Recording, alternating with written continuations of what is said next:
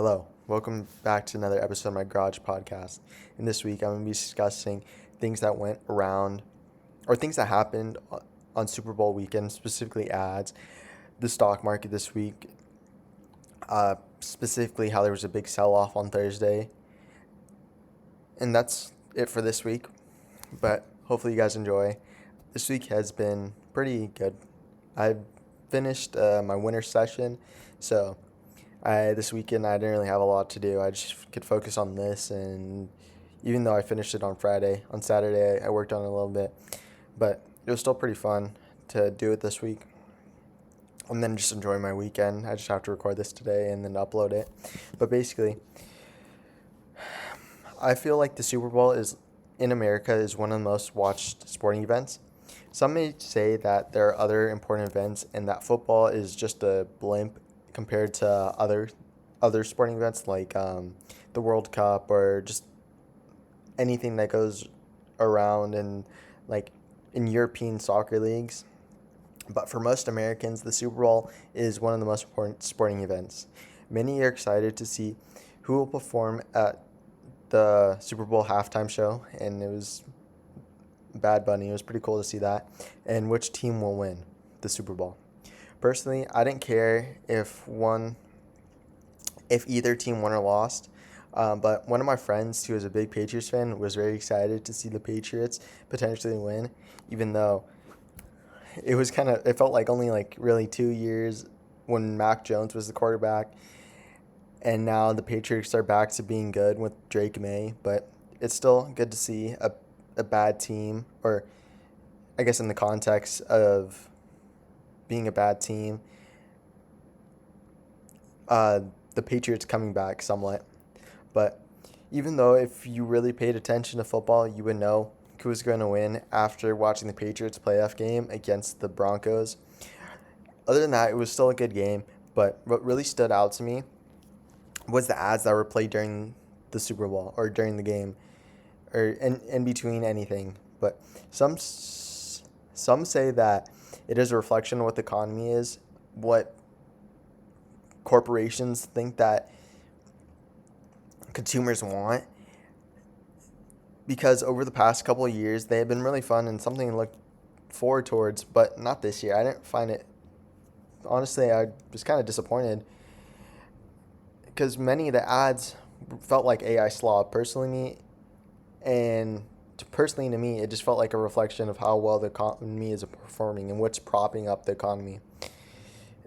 And I felt like many of them are just promoting the same thing, an AI assistant or something that uses AI. Like there was this one that's just like use AI to create a website, and it's just there's no creativity in these ads at all. And just even one of the ads just straight up being AI generated, and it was like an ad about, I think, vodka or something, but it was just very disappointing because it was just a straight up AI generated ad. And I feel like it's a glimpse to see how well the economy is performing, and seeing that it's being propped up by these AI investments and the hope that it will take over jobs. It almost feels like that these corporations do not want to deal with paying their employees and would much rather have AI workers that do not demand compensation for their work so that the CEOs can have more profit. And with that, what do these CEOs plan to do with all that money, in which most do not even spend all that money? And yeah, I understand that we can't really see how much money they're actually worth. Even if you look up a person's net worth, I feel like that's not all the money they have, but is a pretty close estimation of how much money they've spent and just kind of all their assets added up together. But that's kind of a tangent I had. I just felt really weird about the amount of AI ads that there were, and I felt like it's just this, I don't know, it feels like anti-human, just hoping that it's just going to take off and take over jobs. But on another note, CPI rose 0.2% in January, and I got this from the official CPI press release. And I've stated what the CPI is previously, but basically the CPI measures the average change in prices paid by consumers, and it's a measurement of how much inflation affects consumers. Say And an example of it is like, say you buy groceries that a year ago costed $100, and now you have to buy the same amount of groceries, buying the same, and you buy the same amount of everything, and now it costs you $105. This is what CPI measures. This is the percentage change between last year and this year, and how much goods cost for consumers.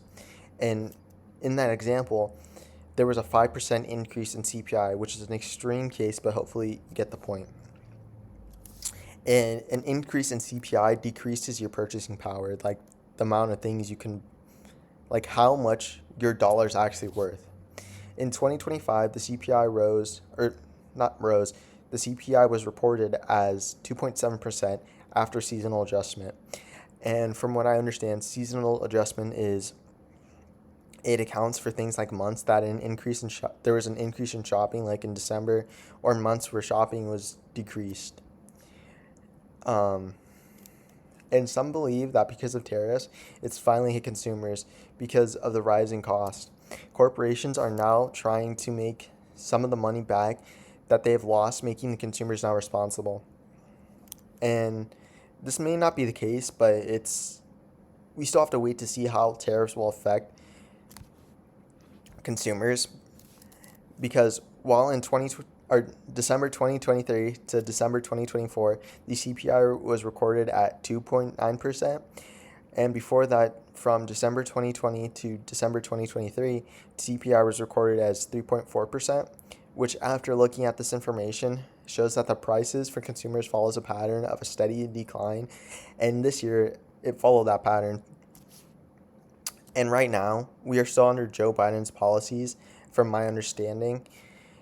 It may be wrong, but I'm pretty sure we're still under Joe Biden's policies, and we have to wait to see how Trump's policies are going to affect the economy, because many of Biden's policies are set to expire. Voting will take place to see what is going to be kept and what is going to be thrown out from Biden's policies. I believe that the voting process, or when the voting process takes place, is the current White House administration will create problems, and the worst case scenario is that there will be another government shutdown. Even though I'm pretty sure like a couple weeks ago, there's like, in this presidency, there's been already 2 government shutdowns, which is honestly kind of crazy to say. But I think there might be a potential third shutdown when these votings take place. And this report I got from the reports on what CPI was from in 2024 and then in 2023. I got it from the actual the press release of CPI, and then I got the voting from an upcoming congressional fiscal policy deadlines, and that's how I was able to figure out that whose policies were under. And then, even though in January inflation did cool a bit, I think it was reported as 0.2%. I'm pretty sure, or that's CPI. CPI was reported as 0.2%, which is kind of like a mild cool, because in January, kind of with stocks, or similarly to stocks, people use January to see what, as an expectation of,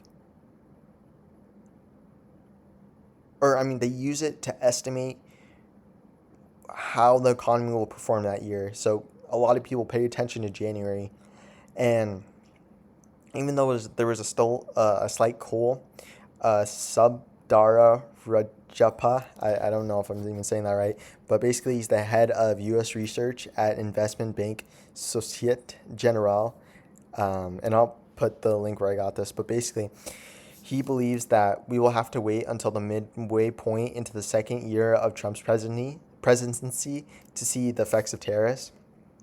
And with this information, the Fed now has to be very careful when it comes to rate cuts.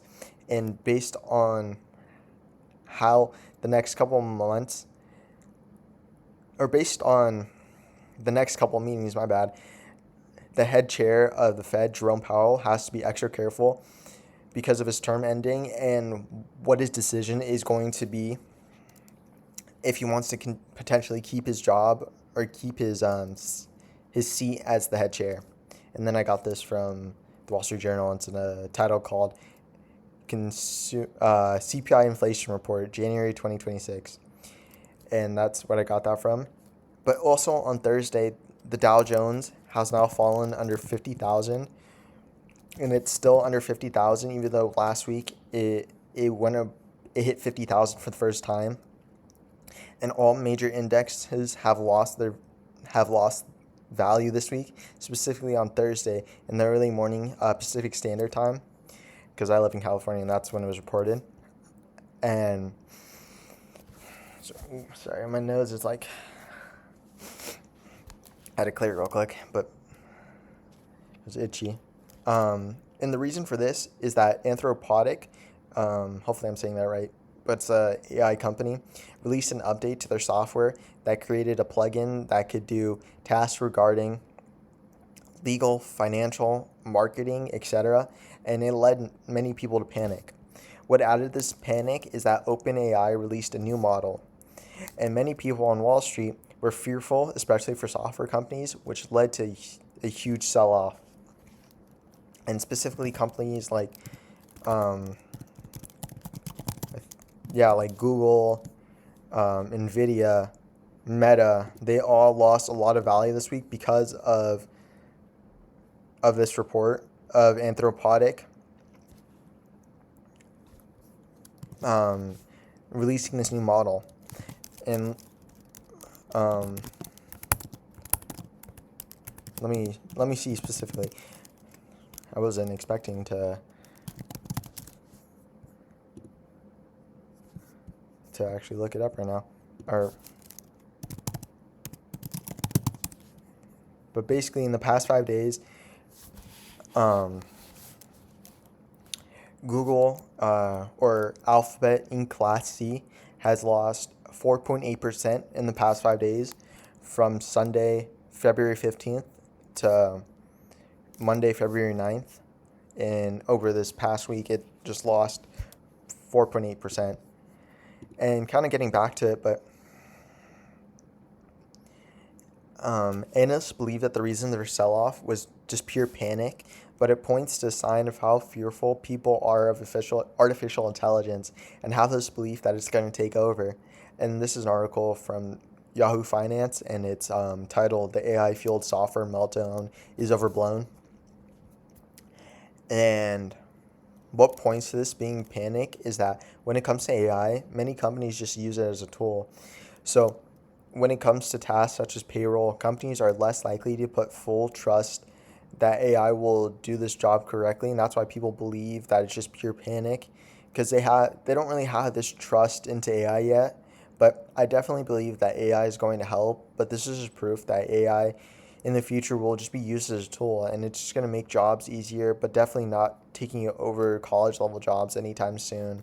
So we're just going to have to wait to see how investors are still going to react, because from February 9th to February 15th, all these tech and software companies, they've just been down these past couple of days, and they still haven't gained their value, and indexes still haven't gained much value back.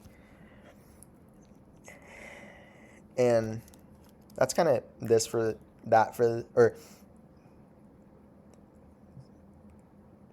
that's kind of all for this week. Sorry, I just kind of blinked on the word. But basically, we still have to wait to see. And I don't know, kind of a little bit of a philosophical thing. But basically, I just realized, like, a lot of the things I do, like, I don't know. Like when I'm fearful, or I just get scared, or it's like I believe in myself. Just all the things that I do, I just feel like it's been learned from. Oh, what the hell? Ears itching. It's just kind of learned behavior, and I feel like a lot of people get fearful of therapists, but the way I see it, and kind of a good example I saw was like, if you're ever sick, where do you go? You go to the doctor, and or if you ever break an arm, you go to the doctor. And a therapist is kind of the same. If you have like a broken brain, or kind of a weird thing to say, but if you have like a broken brain, where do you go? Because a doctor, they can kind of help by giving medicine, but a lot of things in the brain, they're it's it's very deep, because a lot of the times we do forget memories. Like I kind of don't remember a lot from my childhood, and it's not just because things may have been bad, but it's also because of the fact that it was a while ago, like 4 or 5, 10 years ago even, and I can't remember every single thing that went happened in my life. And when I talk to not even my therapist or just people, and when I talk to people in general, I feel better, because humans are supposed to be social creatures, and when you isolate yourself, it doesn't help. It doesn't make you feel better. I feel like you always have to face those problems that you have. And I feel like I'm getting better at facing the problems I have, but there's still a lot for me. There's still a lot. There's still a long way to go for me to feel fully believe in myself and just kind of, I don't know, kind of feel good about myself. I don't know. I'm just kind of yapping, I guess, but I want to say thank you guys, and I'm going to start school next week, so hopefully I'm able to get out a good episode this week. Um, well, I don't have school on Monday, so I don't start till Tuesday, and it's like from Tuesday to Thursday, so like 3 days this week. But hopefully this week I'll able to get a good episode and continue my passions, and just kind of be optimistic about the future, because I don't know what's going to happen, because it might be good and it might be bad. But I just want to say thank you guys, and please continue to watch.